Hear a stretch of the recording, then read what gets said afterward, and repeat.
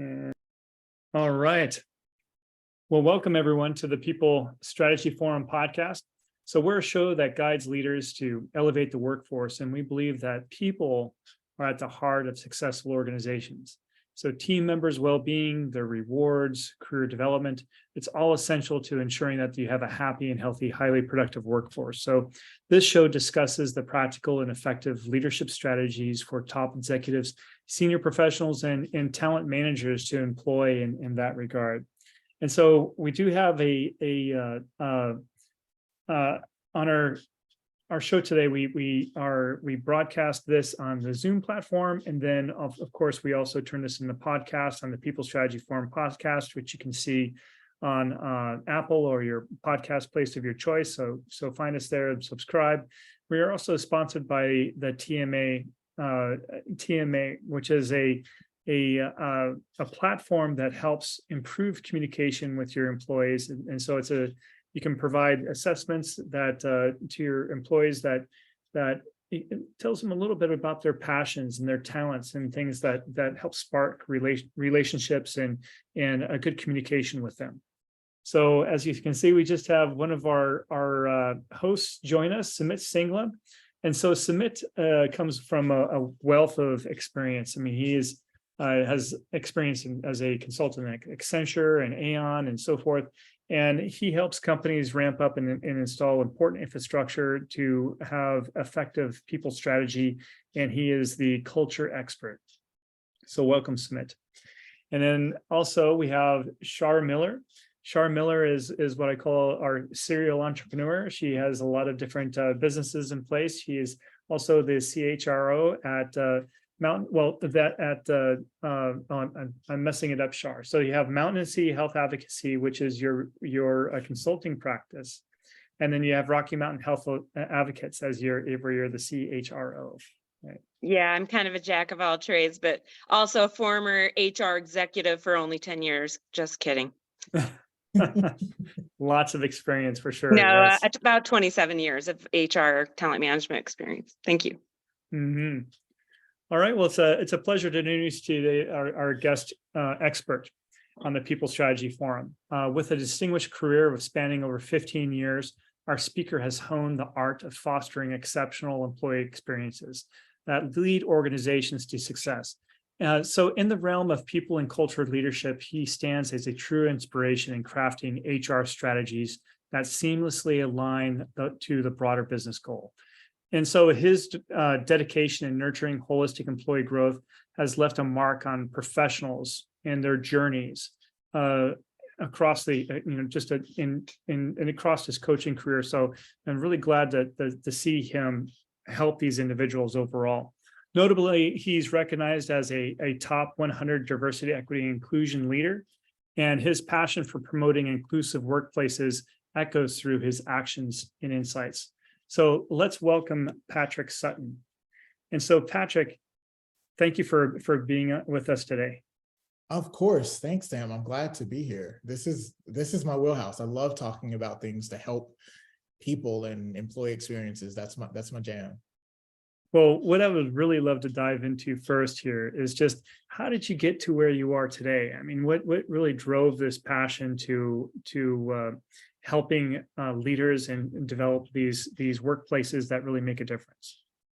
You know, the origin story, or I call it my origin story. I have been, and I say 15 years just because I like to just leave it at 15. I don't want to go beyond that because then it says that I'm wise beyond my years. But I really got into it I started out in learning and development and just being able to connect with employees when they first join an organization, and just when you have that people come into your new hire orientation, they're excited, they're looking forward to learning and growing. And so from that, I use that experience as I sort of matriculated throughout my career to think, how can I frame these experiences to elevate it to something even higher? And as I've been able to move in my career, as we highlighted, and just as a head of people leader, a people and culture leader, I think about Barcelona, and I know for people listening, you're like, Barcelona, what does Barcelona have to do with employee experience? Well, let me tell you, for over 10 years, every summer, I've gone to Barcelona. Why? Because when I go to Barcelona, it's something about when the plane lands and the moment the plane touches the ground and I'm in Barcelona, I immediately just almost become there's such a happiness that I can't even describe. And it's where I feel like I belong, and I feel just really excited, relaxed, and just I enjoy the 10 days that I'm there. And then when it's time for me to leave, it's this sense of like sadness that comes over me. And so when I was talking with my team, the teams that I've led over the years, and we talk about creating experiences, I always tell them, I think about my Barcelona experience, because when you're joining a company, you want to be able to have that kind of experience. You're looking forward to it. And you also want to be able to feel seen. You also want to be, hopefully at the company for a really long time. And then if you don't, when you leave that company, you hope that they've created an experience to such a high level that every other place that you go after, you're comparing it to say, no one has treated me like company XYZ that I just left. And this is something that I love to see in organizations. I mean, and as an owner of my own firm, and I have employees that I try to create experiences for as well. I've often admired and humbled by some of these organizations that have these just wonderful events that bring people together, and I see them sometimes they'll put them up on Facebook about these outings or things like that. And I'm just, man, it takes a lot of coordination. It takes a lot of forward thought. And so where should companies start with creating an exceptional employee experience? What is the foundation? I think that foundation comes from you as it starts from when you have the working with the leadership. You define, what do you want that employee experience to be? Do you want them, and I'm using Barcelona, but you want them to walk away with this great appreciation for the company. So it's almost like you want them to experience community. That's why values are so important at a company. That's why it's important that from the onboarding, actually, when you're even interviewing at the start of it with the recruiter, those values should show up in the interview. Employees should be demonstrating those values. And once you join during your onboarding, you should see those values working for you. You should see them in how your onboarding coach or your manager, your colleagues, even with the offsite retreats, they should be kind of embedded throughout everything that you do. And I think when you start, your framework goes in, who's important here? The employees. The employees should always be at the root of a company's, I feel like, of a company's really success. And I know people should say, oh, well, it's the customers.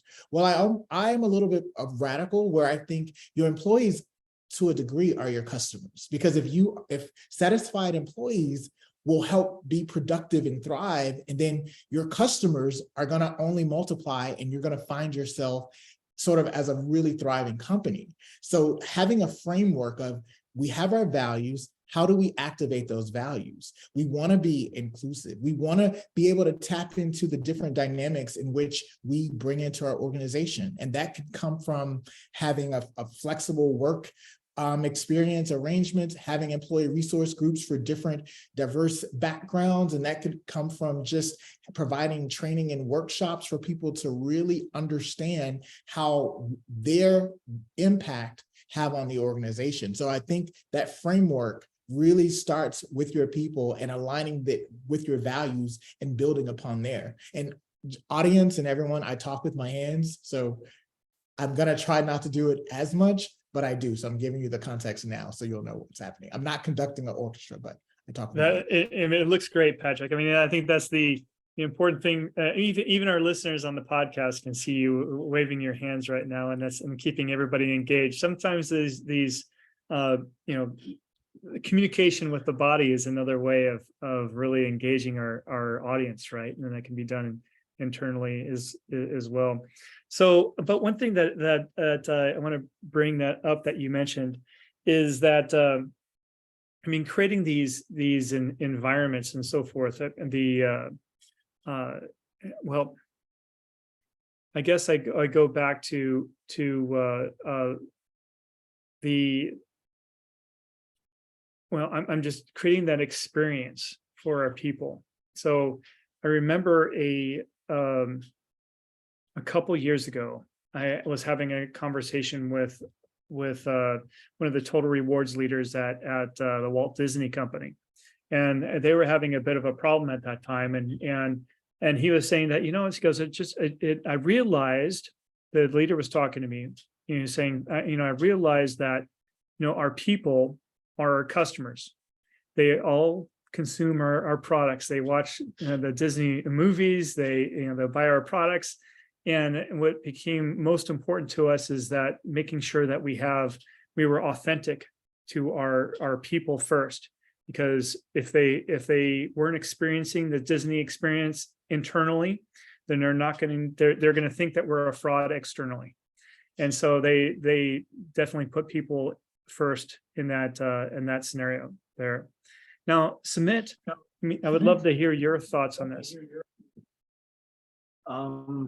What you said, Sam, just reminds me of the Ritz-Carlton statement where they say, we are ladies and gentlemen serving ladies and gentlemen. So it starts with the employees first. You make them feel special. Unless they feel loved, respected, and valued, it's not going to translate into the customer experience. And I mean, I've worked with a lot of top-notch hotel chains in India and done things like engagement surveys with them.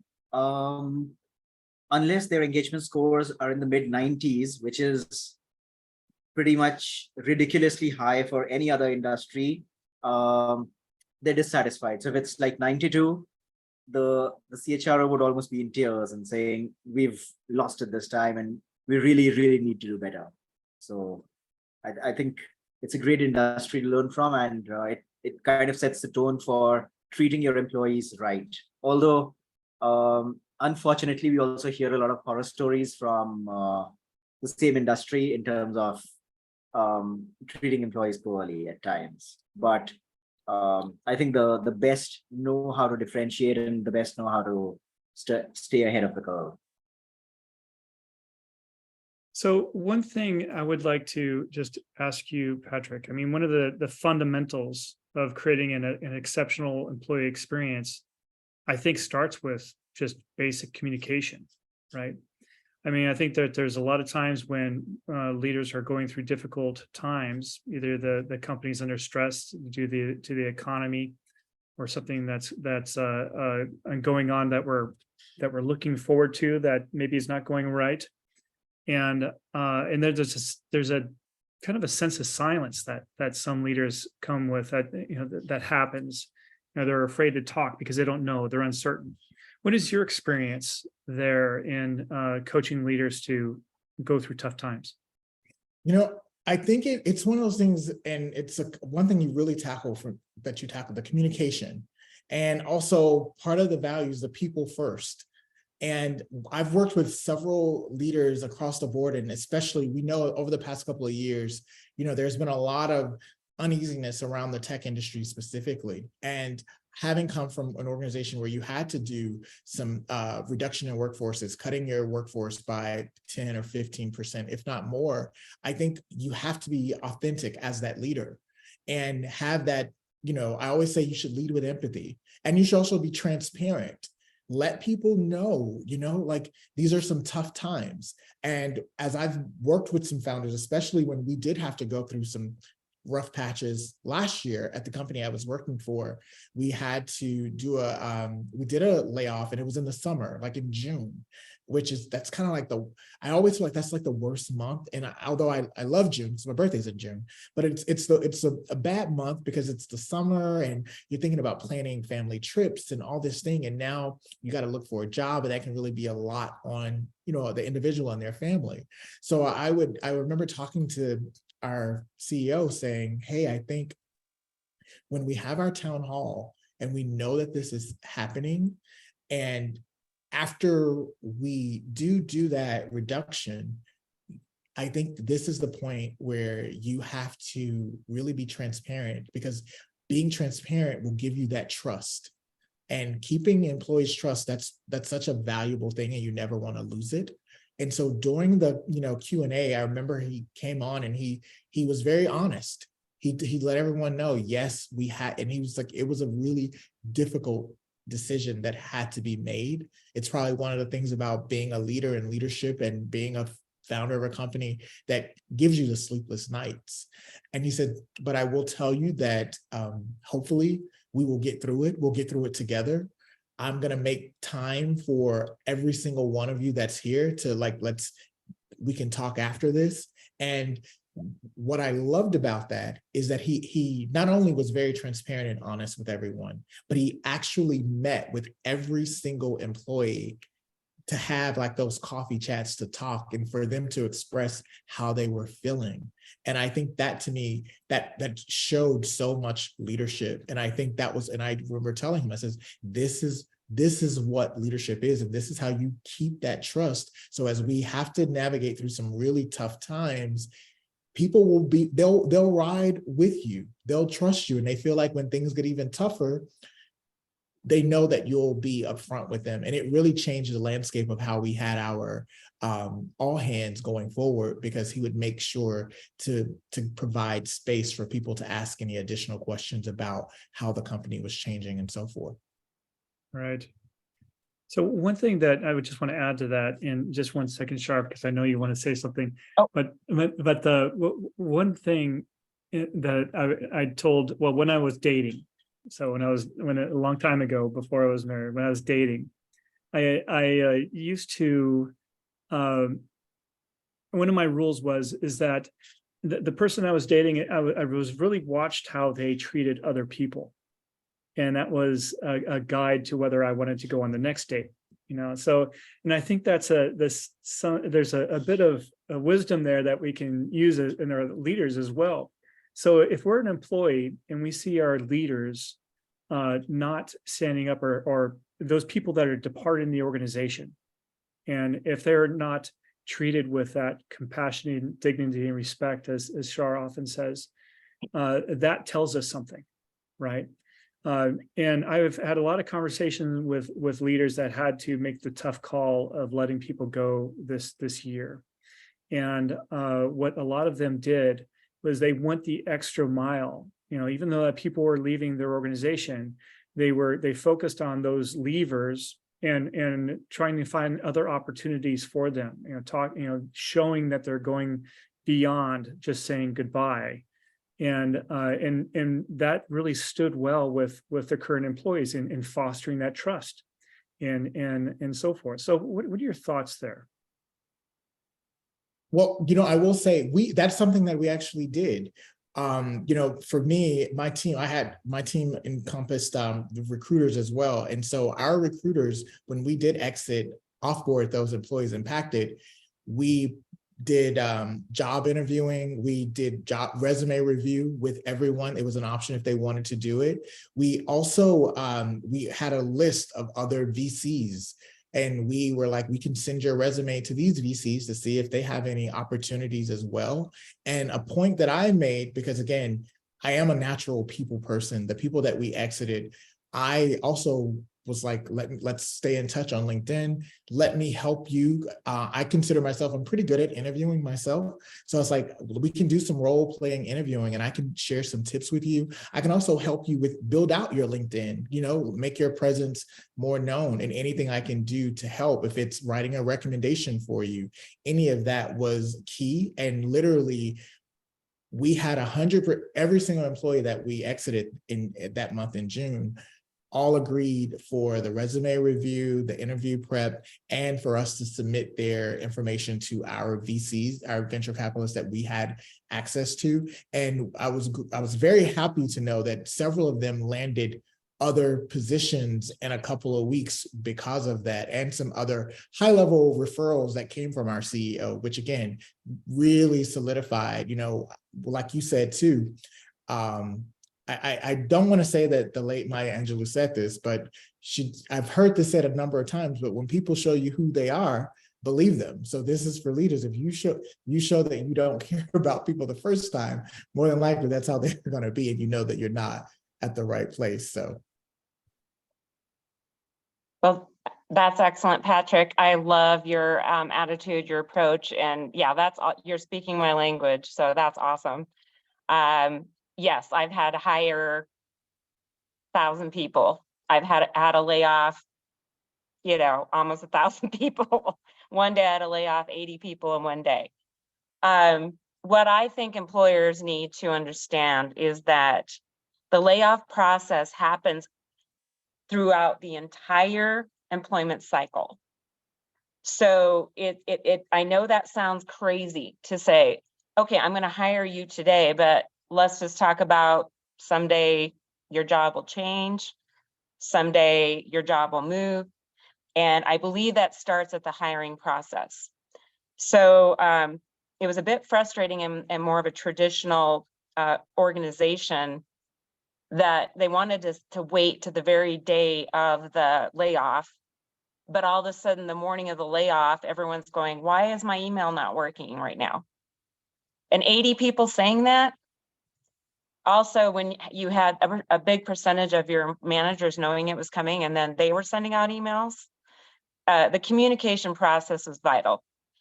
I always is about people focused and also getting in front of the community. So I would go to the board members and also get in front of the community because it also impacted downtown in this town. It's actually Greeley, Colorado, by the way. One other comment I'm going to say is when I did start my own company, I talked about career mobility as part of my process, and that goes along with our TMA process. So I said, hey, folks, let's be realists here because you already know the technology is changing very fast. Your jobs are not going to be the same, probably even a year from now. So how can we help you be as flexible and as adaptable and ready for the change? Because we want to keep you employed. And by the way, I had 85% retention rate. We rehired those people back. I can give you a lot of happy stories. But I do have a sad story too. And I'm going to quickly say this because I'm going to go off camera soon, okay? I have been talking to a lot of, let's say, younger generations than I am. And it's shocking. I have to say, okay, this is the negative side. No handbook, sexual harassment, religious discrimination, discrimination left and right, disability discrimination on day one. And then these, let's say, individuals are literally quitting in 2 days, or maybe on day one, like orientation day, they walk in, orientation is horrible, manager is making these horrid behaviors, the owner of the company is observing these behaviors. And it actually is making me kind of irritated, but I want to make a positive change. So what's your opinion, Patrick? I mean, really, it's really unfortunate, particularly for our youth, to walk into these cultures and environments. I mean, it's like not even the traditional basics are even ready for these employees, let alone having one-on-ones and talent management discussions. So what's your thoughts on that, or what I'm thinking, Patrick? Just curious. No, and you're right. And I have colleagues and friends that went through some of those experiences as well, like the 80 people, the email couldn't work, and that's such a horrible way. And comparing it to when you check into the hotel, you want that great experience. I think for this new generation, for what I like to do too, I'm constantly reading. I'm constantly LinkedIn, researching how to kind of stay on trend. And of course, I'm plugging TikTok can be your friend, or at least for me, it helps me kind of see how the younger generation actually thinks about work. And there's someone I follow now, he talks about, we always say work-life balance, but for him as a 25-year-old, he said, for me, it's my life is first. I want my happiness first, then the work piece. But he's like, work-life balance is not if I'm plugged in. So I think we have to be a little bit flexible in how we treat our changing dynamics in the workforce. I think there has to be a stronger alignment and conversation between your head of people or your HR team with the C-suite leaders to say, hey, our company, everything that we do has to have that white glove experience, period. It has to be consistent. We have to pivot with the times that we're moving in. So it's not just the product that we're selling as a company and being innovative. We have this new wave of employees that are coming in here, and they're looking and they have bigger and different expectations. And if we don't live up to those expectations on day one, they're out the door, because in our, how do I even say this? I'll say tiers. I won't say generation, but in our tiers, and our tiers came from where there was job loyalty. People stayed in jobs because like your parents stayed at a company 20, 30, sometimes 40 years. This new tier, they're not doing that. Hopefully you can get them for a year. So or through their first 90 days or their first day. Exactly. So if you want to do that as leaders and as HR partners, we've got to be able to be flexible and be really mindful of that experience, even from the moment we pick up that call as a recruiter to say, hey, I see that you apply. Don't ghost people, because this new tier will move on to the next and they won't forget. So it's important to me. I'm just saying it's important that we all play a role in making sure that from the very beginning, we're staying connected to how the trends are changing, not just for our business and product, but for our tiers that are joining our organization, and ensuring that we are really staying on top of how we treat them from the moment they get that call that we want to interview them. Well, well said. Well said. Thank you very much, Patrick. So let's flip the coin here. I mean, a lot of our leaders out there have gone through something that they've gone through many times before, and that is they got into the game of the war on talent, right? And if we remember a year or so ago, pay rates were going through the roof, and companies started paying exorbitant amounts to bring in the talent that they wanted, they believed that they needed at that time. And then, of course, what happens, like it often happens, is the economy takes a nosedive, and then those expensive workforce that we just hired, we're now trying to offload. So I've seen this happen time and time again. But so now the important part, the thing about money or how much we pay people is that, yeah, everybody wants it, and everybody wants to be paid more to a certain extent. But it's something that's so easily forgotten. But what's not forgotten, just like you mentioned at the beginning of this, your Barcelona experience, right? And how do we create that Barcelona experience in our organizations? So let's break that down and talk about some of the, you mentioned about some of this before, but let's break that down and go through some steps of what leaders should do to create that outstanding workforce experience. Sure. So I think we need to, it starts from, I do believe in sort of salary and pay transparency. I think that is important. And I think the tier, again, the new tiers, they want that transparency and they want to know what things are. So it's important to make sure that you have benchmarked your compensation and being able to have realistic conversations about what the pay scale is. That's why job leveling is so important, as well as what the career growth and opportunities are. We know organizations have definitely sort of reimagined compensation because it's not the way it was a year ago. We also know that, but how can we stimulate things? That's part of our question. How do we have learning and development? What can we offer you? Maybe that's a partnership with part of your benefits package.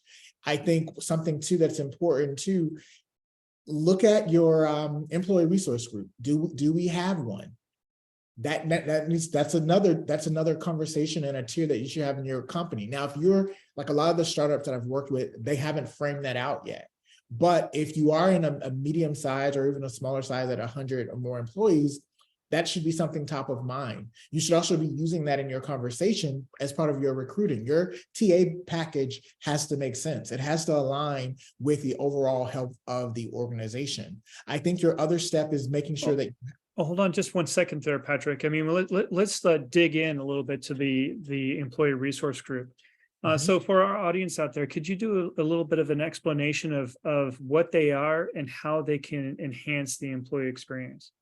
Absolutely. Your ERGs, your employee resource groups, they generally will focus on different things. So let's say you are a parent. So there may be an ERG for parents at company XYZ. The parents, it's a place of community. You feel seen. So if you're working remote, you jump in the parents ERG, you're talking about, oh my gosh, I gotta leave here.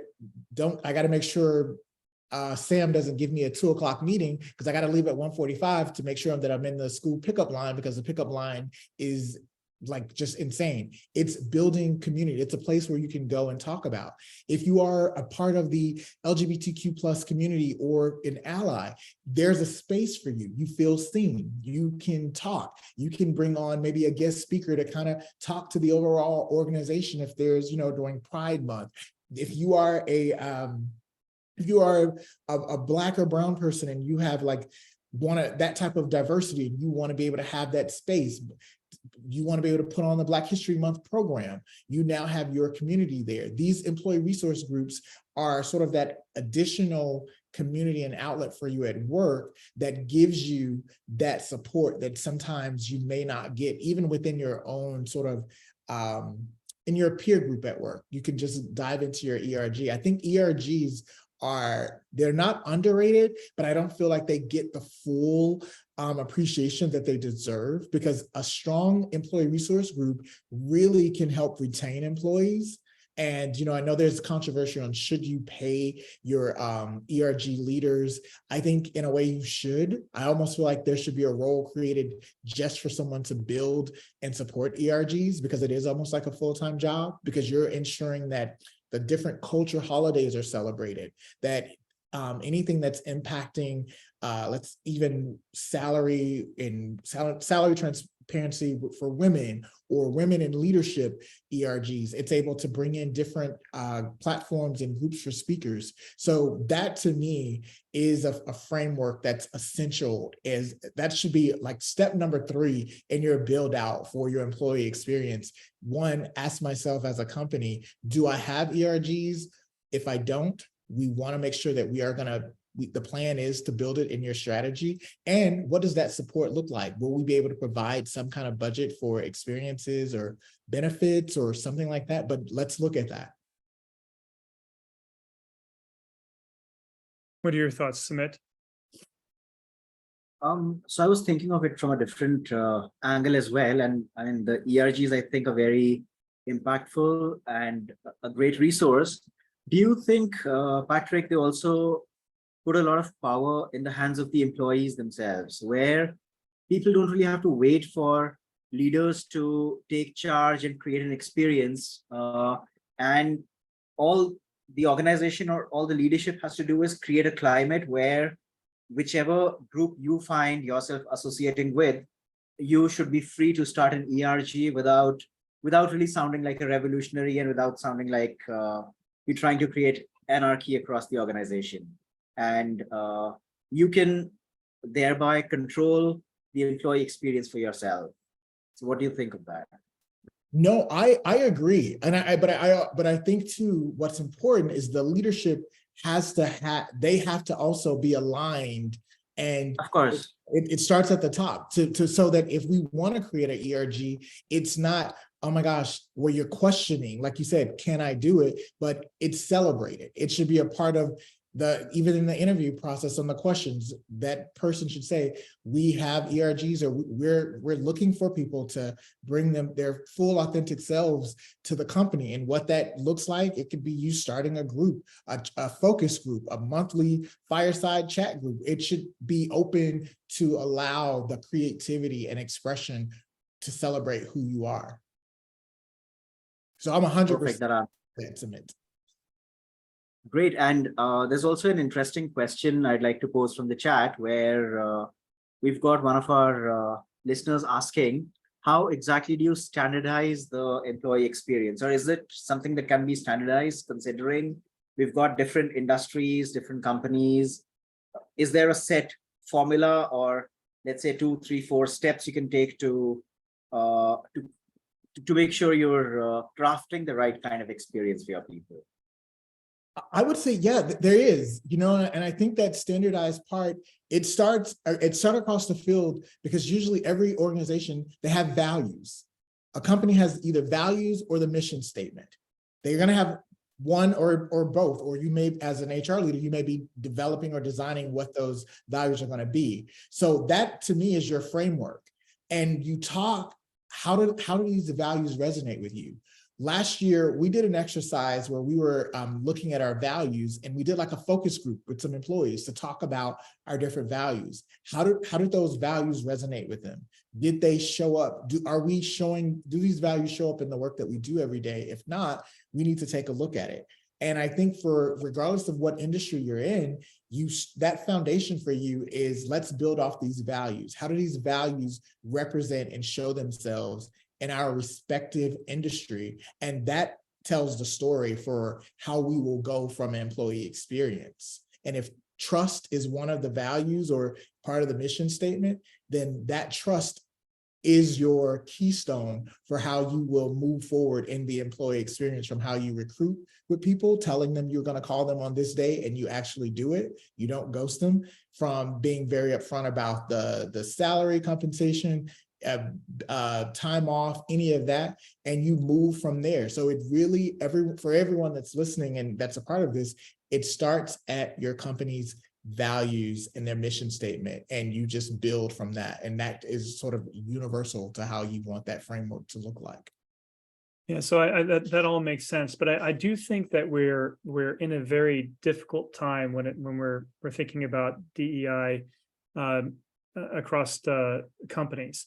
Because on one hand, we're talking about standardization, we're talking about those consistent values and so forth. But on the other hand, we're talking about employee resource groups. We're talking about identifying, customizing the experience, and also creating awareness. And so there needs to be a balance here, right? We also now have technology that is allowing us to customize the employee experience to make it more meaningful. So how can we balance these two concepts of making sure we have the shared values, and then also having the customized approach for our people to make things more meaningful? I personally believe that in order to make them actually make sense, you have to have the authentic communication. One of the things too, part of this, how we can customize, and of course, technology, I'm going to say the word that maybe some people like, some people don't, AI, because I think when you don't know it, you may potentially fear it, but I've been definitely looking a lot into AI and taking the classes and whatnot.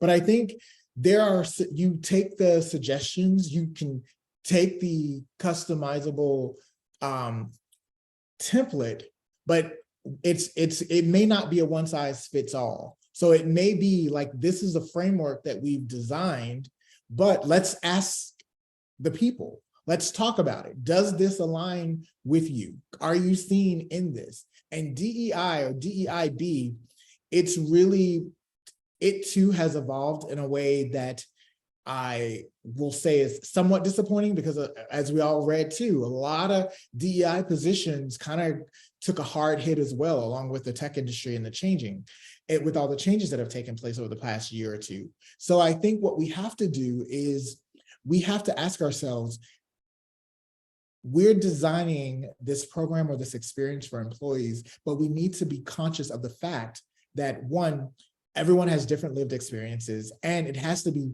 flexible. So whatever we lay out, whatever we may be using today, may not be the same thing that we're doing tomorrow. Not that our mission statement or whatever charter we create in our employee resource group or whatever we framework for our employee experience, it may remain the same, but we also have to know there will be times where we will have to pivot and be flexible with that. And again, the core of anything that I do or that I believe is important to your employee experience and success of it, is you always go to the people and ask them.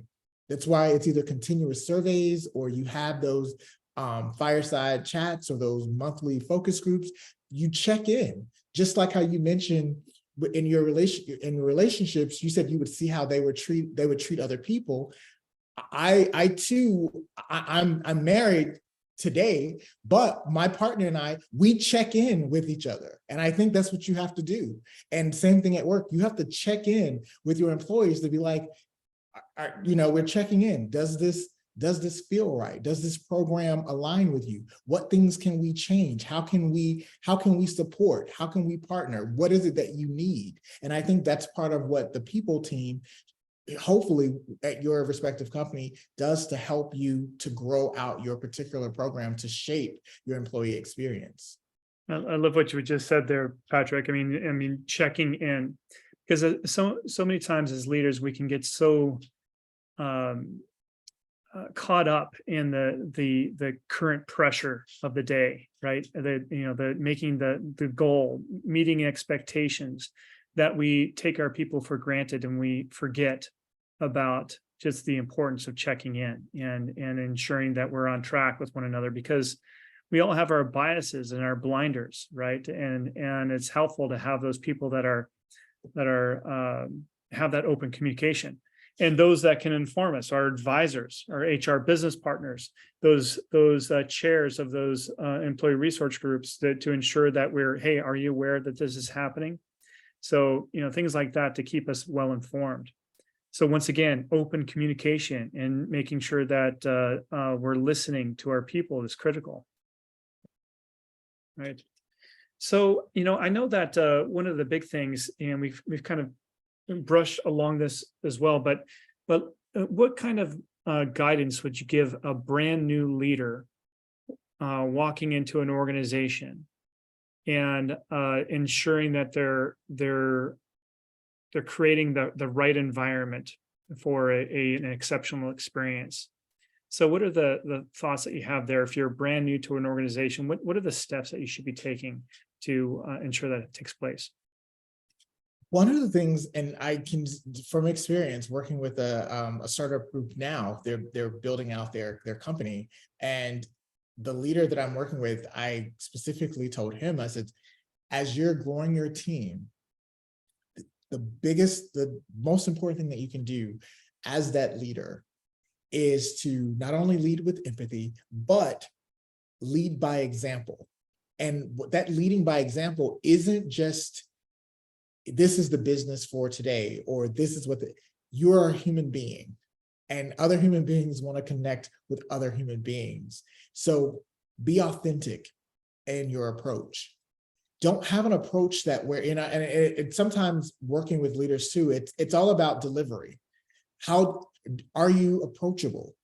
How does this leader come off? Because if your energy comes off in a meeting that may seem like you're unapproachable, that can hinder how employees feel along the way, or even your experience as an employee. Your manager may now feel like, oh, well, this leader isn't really the most approachable. So I would say and I've told this leader, I said, now that you guys have like 30 employees and you're having these 15-minute Friday check-ins, just do one where you don't even have an agenda. Let the agenda be about the people. Ask them, how do they like it so far? We're finally growing from, it was 7 of us, now we're at 30. Let them sometimes have a little bit of control over what's happening, and be open to listening to what they're saying. It's important, like you said, as leaders, people, sometimes we get very busy, but take those notes.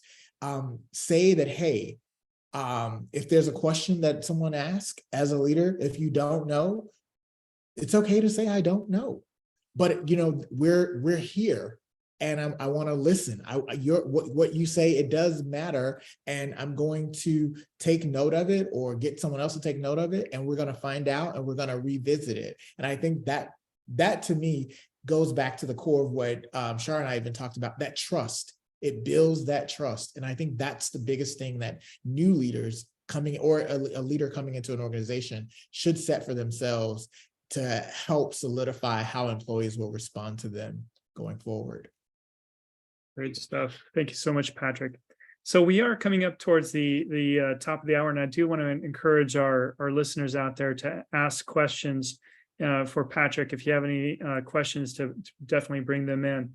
But I do want to bring out a few things. We've been talking about the employee experience, and Sumit and I just recently have released a book on this topic, and so encourage everybody that is listening in to look out at that. It was a lot of good thought put in the air, so we're very proud of it.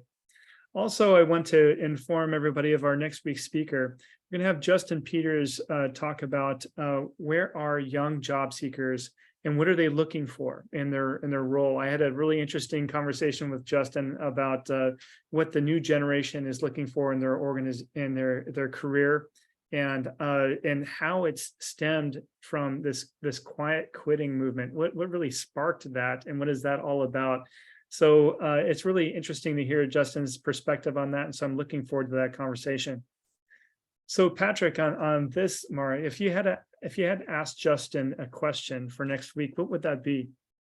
I would ask Justin, I see that you're talking about how you attract 20-somethings, but as I mentioned about the tiers, how do you attract and retain the tiers that may be 30-something or 40-something or even older? I think that's one of the things too that we don't need to forget in the industry, that with 15 or 20 or 25 plus years more of experience, there's knowledge there. And we don't want to feel alienated either joining a particular company or feeling that we're being pushed out because of new technology or whatnot. So Justin, how can you retain and keep the next tier, the 30-something tier, the 40-something tier, and so on?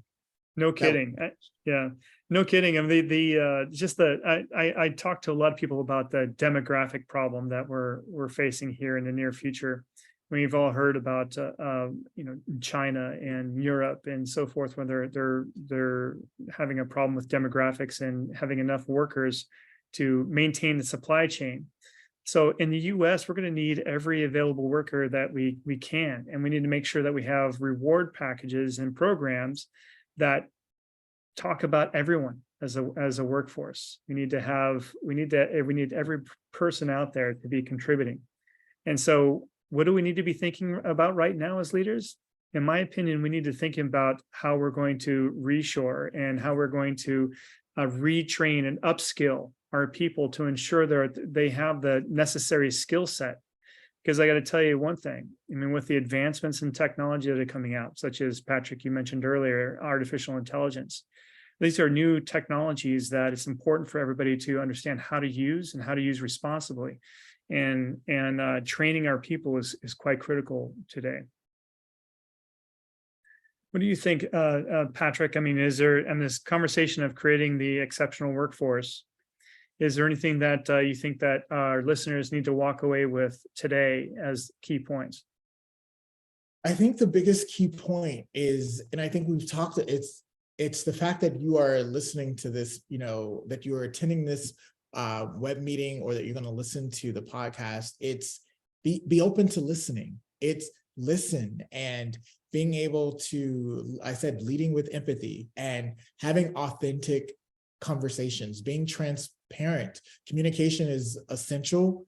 And again, it's that check-in. Checking in is important. And as leaders, realizing that, when you show people who you are the first time, they will believe you. So having that reflection, take a look in the mirror. I always, one of the things I do talk to with leaders when I'm talking about how they see themselves, I use Johari's window. Have you all used Johari? Like quadrant 1, 2, 3, and 4? Just really quick. So quadrant 1, it's like what I know and you know. I know that this shirt is black. You know this shirt is black. Then there's like quadrant 2. I get them always mixed up. I know it, but you don't. So I know that my cell phone case is gray because I can see it, but you can't. Then there's the quadrant 3. There could be well, we're on Zoom, but if we weren't on Zoom and I'm talking to you, there's a fly on my head. You see it, but I don't. So walk me through that. And then quadrant 4, it's the unknown. I don't know yet. Neither one of us know. And I use that as a example with leaders, like, let's take ourselves through this quadrant. What quadrant are you in? How are you showing up? How are you talking to your leadership team? How are you talking to employees? How are you building upon those experiences? So I would say, yes, open communication. Do check out Johari's window leaders. I think it's great to use too for conversation, but just being transparent and authentic in how you show up, because people are watching, and it's your people that are watching at the company. That is great stuff, Patrick. One thing that I would add as well, just is I think that a lot of us have experienced this when we're listening, that gives us a certain sense of responsibility, and that responsibility is action in one way or another. And so I think that a lot of people have experienced when we ask people their opinion, and they take time to do a survey, an employee opinion survey or something like this. And then if it goes out into vapor, they feel like they've been betrayed in some way. I mean, even having some sort of action, either feedback, yes, we've heard you, something that follows through with that communication, I think is critically important. So definitely good stuff there. Well, perfect, Patrick. So if people have more questions and would like to bend your ear a bit about these topics, how do they get a hold of you? You can find me on LinkedIn, Patrick Sutton, Sutton. You should see head of people in my tagline. You're seeing my face, so my face will pop up on the thing, and I'm always posting. I do also, I write articles on Medium, which is I think it's a free platform. You can find me there. PL Sutton 12 is actually my Medium name, and I've written so far like 9 or 10 articles, and I talk about the employee experience, hybrid versus remote, the workforce, changing dynamics, AI, leadership, all that fun stuff. So yeah, that's it. Thank you so much. I know I'm a follower of yours on LinkedIn. I look at all the stuff that you post. So thank you for your contribution on not only on this show in this podcast, but Medium and LinkedIn as well. So thank you so much, Patrick. Thank you. All right. Well, thank you everyone for joining us today on the People Strategy Forum. We hope to see you next week, and take care. Thank you. Bye, everyone. Thank you. Bye. Bye. Thank you. Bye, everyone. Bye-bye.